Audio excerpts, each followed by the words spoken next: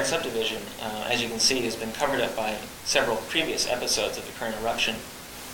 But there are currently 2 occupied residences and a number of unoccupied structures. So that TEB started in late November, and actually in December the activity was shared between the Perch Channel and the TEB flow. But by January the TEB flow had stolen all of the lava supply. And this flow was going to the southeast, like I said. Here's Pu'o, the TEB vent is just out of view here. And instead of forming a perch lava channel, like we saw to the northeast, the flow field decided to build a series of shields.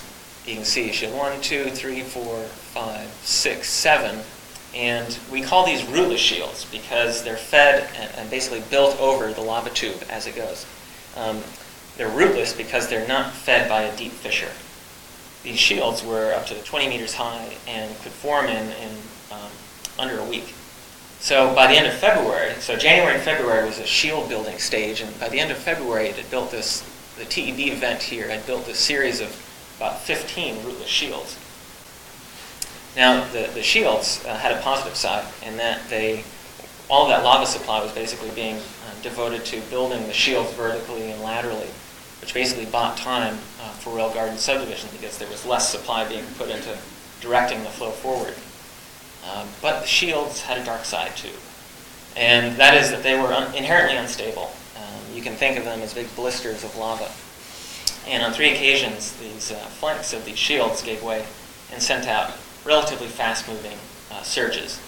And here's a video captured by a remote time-lapse camera we had set up on the flow field. Here is one rootless shield, and you can see this southeast wall. Royal Gardens is to our right.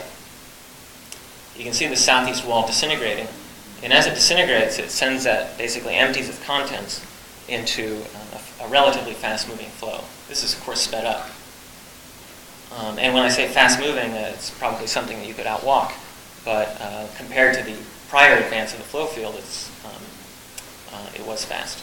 Luckily, these flows were brief because basically once the contents of the shield were emptied, the flow would cease. And I'm saying here, and this is an flow. For background is this very rubbly, kind of clinkery flow, as opposed to the ahoy flow type, which is a smooth, ropey morphology. So this is a before and after of this collapsed shield. We had a shield that was about 200 meters wide.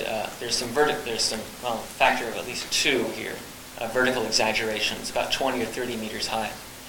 This is just about half an hour before it started collapsing, and then this is basically in the process of collapsing. And you can see this surge on the landscape. So basically we had shield building here up until the end of February. At the end of February, shield building stopped, and then all of that lava supply was directed into advancing the flow front. It started around here. And the flow front from this point, from late February on, really marched forward. And also aided in part by the fact that the slope increases as you go south here.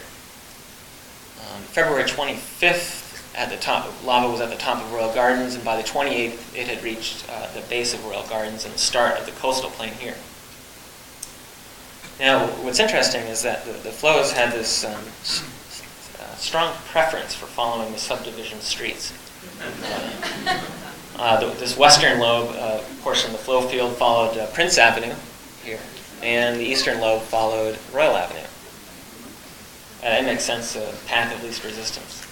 So the video I'll show is a video that we captured at this flow, going a relatively small finger, going down Royal Avenue on February 28th. And it's sped up by 20 times, and you'll see burning of the asphalt and the vegetation, and you'll also see someone running, well, not running, walking, but looking like they're running, back and forth, taking GPS measurements to measure flow front velocity. And